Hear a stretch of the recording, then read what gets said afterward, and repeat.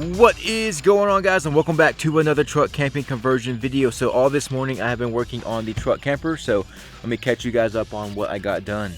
So first thing I did was I slid in the drawers. In the last video we got these painted and they're finally dry and now they're in place. And in the last video I talked about doing a L-shaped counter.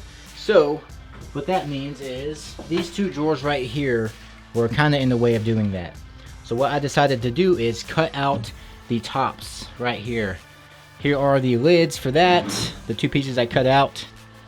So instead of a drawer being here like this that will slide out, the drawer opening is going to be up here under the mattress, kind of like these drawers over here. Kind of just move the lid and then you have access to all your stuff. So same thing with these here. I still need to drill out the finger holes, but first I need to add some brackets right in these corners, which I'm going to use these extra pieces here. So I'm going to add some brackets kind of like that in each corner, and that is what is going to hold up the lids in place. Also, since I am no longer doing the drawers, I had to build some walls in here. So I added a wall right here and a wall right here. So now it is all boxed off on each side except for the face, but I already cut that piece out. It is right here, just waiting to get installed right here. But before we can install that piece, I need to add all these corner pieces. So let's go ahead and do that.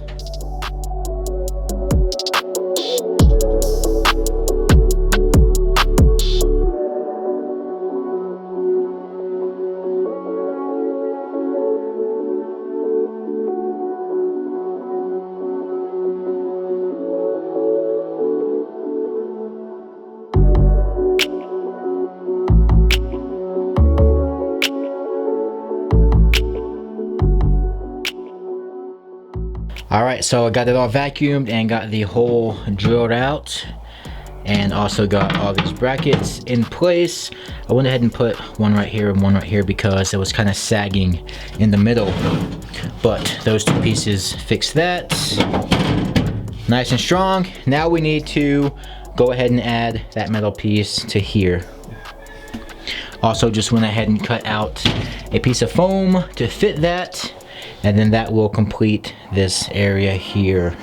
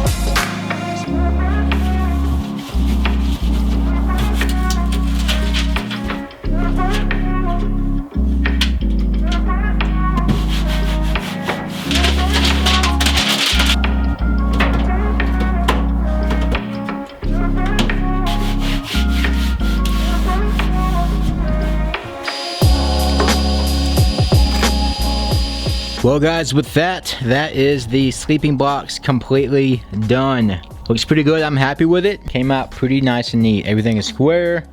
We got 6 storage compartments in this little area right here. We got 2 drawers that slide out. There's one. Here is the second one. That will slide out to about there, and then that is where the cabinet starts. So we got that storage. Then we got 2 lids here with all that storage there and here. And then we got these 2 long side storage areas as well. One there and one here. Freaking sweet, man. These drawers won't win any awards or anything like that, but pretty freaking sweet, man. I dig it. Of course, we could definitely use some more paint around all these edges now that I cut them. There's no paint, but I'm not gonna do that, at least not right now. I don't want to have to wait 3 more days to call this thing done, so we're gonna go ahead and call it done. Now we can go ahead and get the mattress back up there for good. So in one of my Nissan Xterra builds, I built the bed platform pretty high up just to have extra storage under the bed. But there wasn't much room between the mattress and the roof of the truck. So on this build, I went pretty low with the bed platform because I did not want to feel like I was in this really small space. I really hated that about my last build, so I think I did pretty good on this build. We still got quite a bit of storage down there, but we still have a bunch of space up here whenever I'm sleeping or editing. I want to get a setup where maybe I can like move the mattress up here, maybe get a piece of wood, have like a backing for me to sit back and have my laptop right here so I can sit down and edit. So I can sit back here and edit. I was thinking even maybe putting like a RAM mount, attaching it right here, and then have a table that swings out, and that's where my laptop will sit. I already tested this out. My arm will fit perfectly right here. I can have a little space for my computer mouse. And then this will be my editing spot for whenever I'm traveling on the road, making videos. I can sit here and edit. My mattress will slide up, and then I'll have a nice little comfortable chair for editing and making these videos for you guys. So I'm not too worried about my head sitting like this. It kind of does suck that I can't do it, but again, not worried about it. There's the bed platform, guys. Another cool thing about today, not only finishing the bed platform, but I also got a whole bunch of other stuff in the mail today. So here is everything I got in the mail for the truck camper. So this is the solar panel mount to mount the solar panel on top of the truck. And then we got this. This is crazy. So this is a 110 plug-in, and it converts it down to 12 volts. Normally for a solar system, you would need like a converter, all that crazy stuff. But apparently this does it all with just a plug. Insane. You can choose either voltage you want. Pretty freaking cool. So I got one of these. We'll test that out. Also got a water faucet for the sink. We got the sink itself, and then we got a 1.7 cubic foot compact refrigerator with freezer. So yeah, we're putting a refrigerator, this tiny one, in the back of this truck. That is if it can run off of this Delta 1200. This is my camping battery. It can definitely run off of it, but I want to know how long it can run off of it. So we're gonna open it up, plug it into this camping battery, and see how long we can run with that and the solar system. So yeah, guys, there's what we got in the mail. Pretty exciting. I do have a new camping stove coming as well. And I also got a water pump somewhere in one of these boxes. Also went to a different Walmart and found these 6-gallon water jugs. First off, I had 2 of these 3-gallon water bottles. And then I found these, so I'm definitely gonna switch to the 6-gallon. That way we can carry 12 gallons instead of just 6.